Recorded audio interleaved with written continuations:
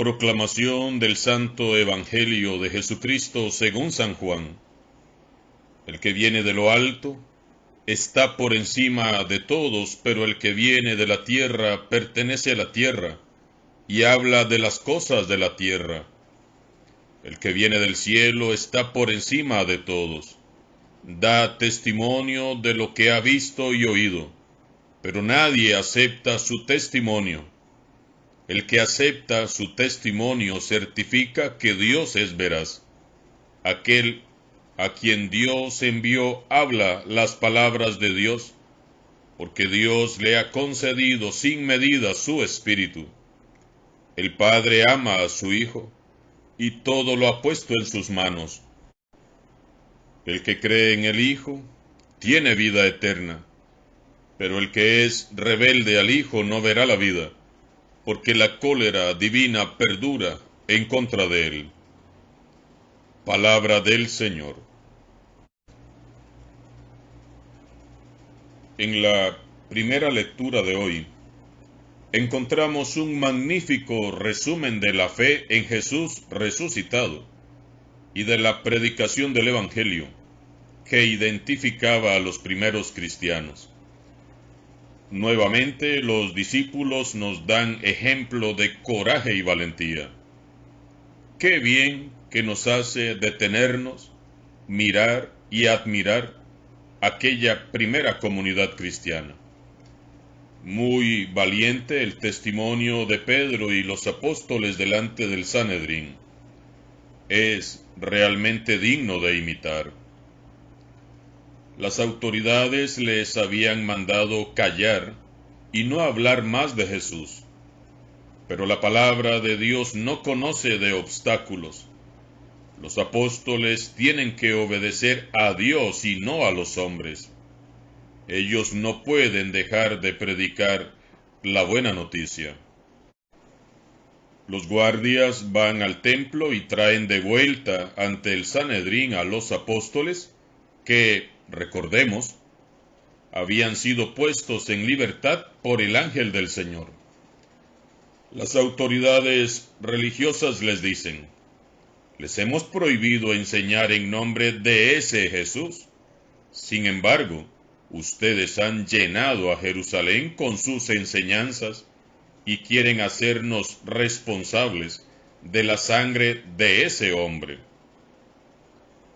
Aquí se nos devela un dato muy interesante. Al consejo del Sanedrín le remordía la conciencia por el remedo de juicio y el crimen cometido premeditadamente contra Jesús. La sangre del inocente que había sido derramada les atormenta y no les deja vivir ni dormir en paz. No se atreven ni siquiera a pronunciar el santo nombre de Jesús, a quien llaman ese hombre. En aquella sala de juicios, el caso Jesús aún no está cerrado. De hecho, Jesús está ahí presente, prolongándose en sus apóstoles. En realidad, el asunto no les ha salido nada bien a estas autoridades. Ellos pensaron que matando a Jesús moriría también su causa.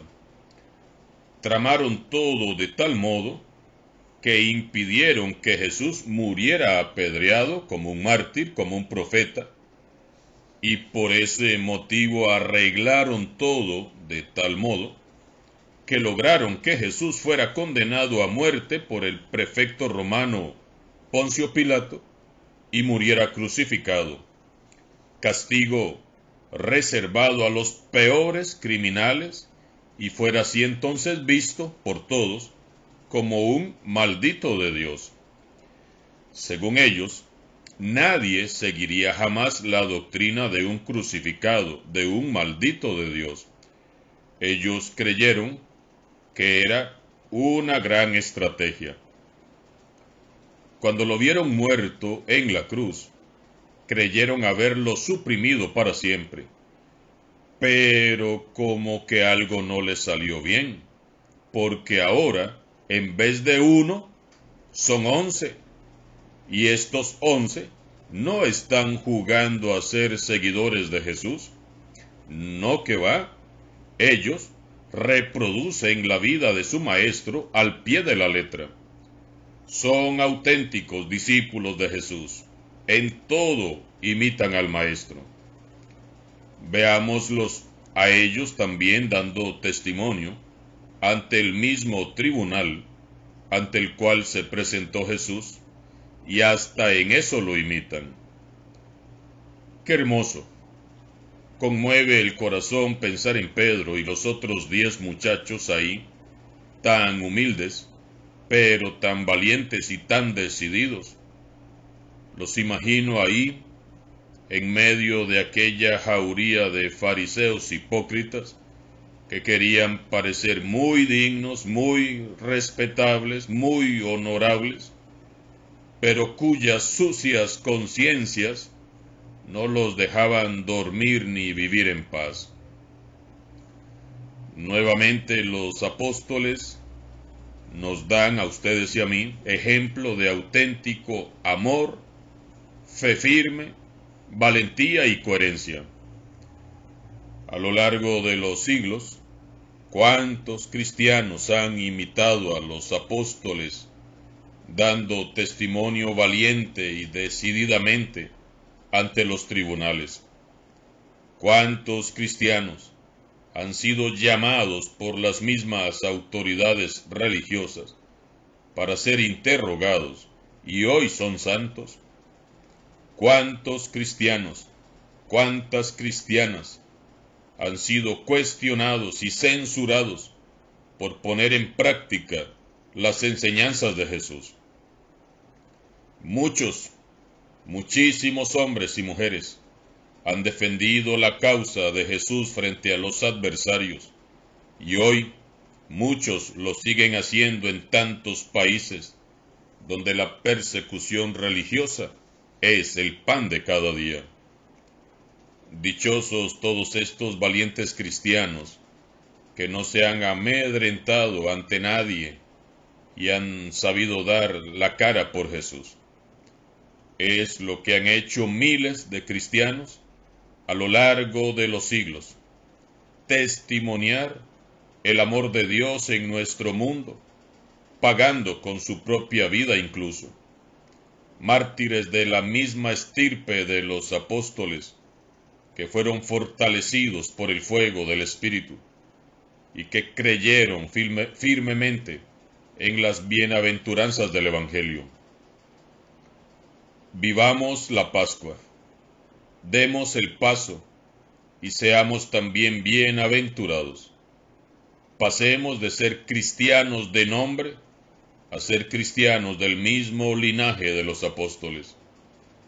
Permitamos que Jesús resucitado nos infunda su amor y su fe por medio de su Santo Espíritu, para que igual que los discípulos, seamos pregoneros valientes y coherentes en medio del mundo, en nuestras familias, centros de estudio y trabajo, que en todo ambiente demos testimonio de que Jesús es el Señor.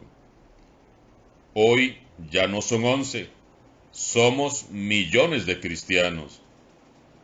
Reflexionemos.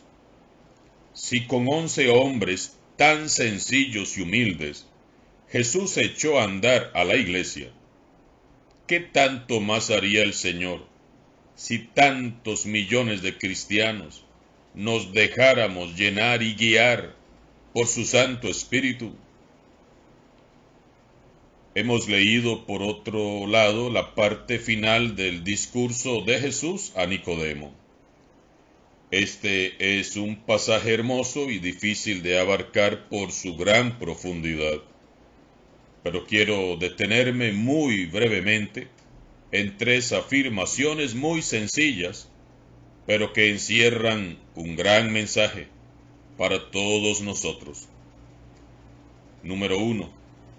El que viene de lo alto está por encima de todos.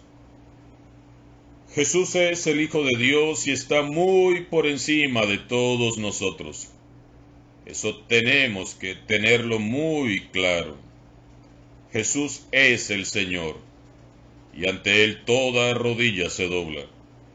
Jesús es el enviado de Dios, y ha sido constituido como Señor y Mesías. Y su palabra y corazón proyectan hacia nosotros el rostro misericordioso de Dios. Si creemos que Jesús es el Señor, debemos de adherirnos firmemente y fervientemente en Él. Creer en Jesús es creer lo que Él nos revela y obedecer sus mandatos. Número 2. Pero el que viene de la tierra pertenece a la tierra y habla de las cosas de la tierra. Hermanos y hermanas, de la abundancia del corazón habla la boca. Revisemos acerca de qué es lo que a diario estamos hablando para determinar qué tan mundano o qué tan convertido y transformado está nuestro corazón. El que ha tenido un encuentro verdadero con Jesús resucitado piensa y habla como hijo de Dios. Todos sus pensamientos están enfocados en Dios. Sus temas de conversación siempre giran en torno a Dios. Y la melodía que anima sus días se llama Dios. Número 3. El que cree en el Hijo tiene vida eterna. Hoy el Evangelio nos invita a dejar de ser terrenales, a dejar de ser hombres y mujeres que solo hablan de cosas mundanas, para hablar y renovarnos y movernos como el que viene de arriba, que es Jesús. Estamos siendo llamados a vivir eternamente con Dios. Se nos invita a ser radicales. En el seguimiento de Jesús no hay términos medios. Es necesario que en todo momento y circunstancia nos esforcemos por tener el pensamiento de Dios. Ambicionemos tener los mismos sentimientos de Cristo y aspiremos a mirar al prójimo como miraba Jesús.